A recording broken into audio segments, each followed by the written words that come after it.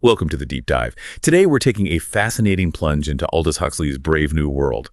We're going to explore specifically how that society really works to achieve its central motto: community, identity, stability. Get ready for a shortcut to understanding this, well, pretty unnerving engineered future. So our deep dive starts where the book does, really, at the heart of it all, the Central London Hatchery and Conditioning Center. How do they actually lay the groundwork there for community, identity, stability right from the very beginning? It's the scale of it that's immediately striking. They use something called Bokanovsky's process. It's essentially a method to, well, mass-produce humans. They can get up to 96 identical twins from just one egg. 96? Yeah, and the record they mentioned. Over 16,000 individuals from a single ovary in only 2 years. It's explicitly called the principle of mass production at last applied to biology. The whole point is absolute population stability, control. That is quite a thought. So it's not just efficiency then, is it? It's about engineering out individuality right from conception, sort of stamping out any chance for, difference or dissent. But identity is right there in the motto too. So how do they take these identicals or these different castes and shape them into their specific social roles? Exactly. And the conditioning, it starts right away. Even, in the embryo, it's constant and very specific to your caste. For the lower castes, like the epsilons, the ones meant for basic labor, they deliberately reduce their oxygen supply. To affect their brains. Precisely. It affects brain development because, and this is a direct quote, they don't need human intelligence. And beyond the physical stuff, there's intense aversion therapy for infants. They'll show babies books and flowers, then hit them with electric shocks and loud noises. Oh, that's horrific. It is. It creates this deep, instinctive hatred for nature and learning.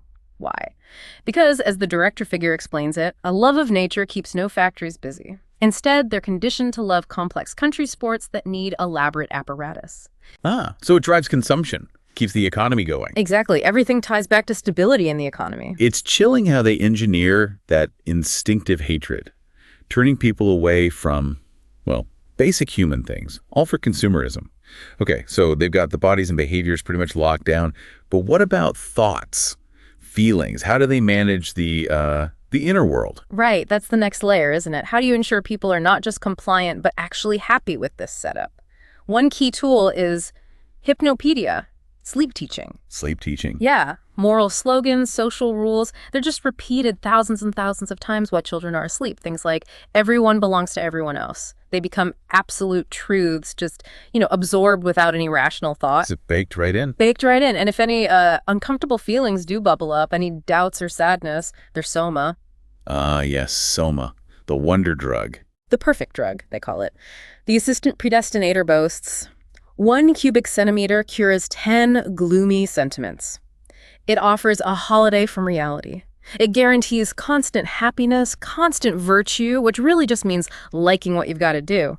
Huxley famously called it Christianity without tears. So it's chemical happiness on demand. No need to actually deal with anything difficult. Pretty much. It pacifies everyone, ensures stability. Okay, let's pull back a bit. All this engineering, this control, this soma. Yeah. What's the ultimate price paid for this kind of engineered happiness and stability? Well, the world controller, Mustafa Mon, he's actually very upfront about it later in the book. He makes it clear that things like truth, real art, pure science, family connections, deep passions, all of that is seen as incompatible with stability. So they have to suppress it. Actively suppress it. Mon says, science is dangerous. We have to keep it most carefully chained and muzzled. They choose to get rid of unpleasantness entirely, rather than, say, teach people resilience or how to cope. Even history is a threat. They erase the past so no one questions the present. It's a world built on, well, a comfortable lie, I guess. And the cost is genuine freedom, real human experience. That's the trade-off, exactly. This deep dive into Brave New World really paints a stark picture, doesn't it? A world prioritizing comfort and control over, well, everything that makes us individuals. And for you listening, it does raise a challenging question. What uncomfortable truths, what inconvenient emotions maybe do we push aside in our own lives, for the sake of feeling stable or comfortable? What might be the hidden costs of the contentment we build for ourselves? Something to think about.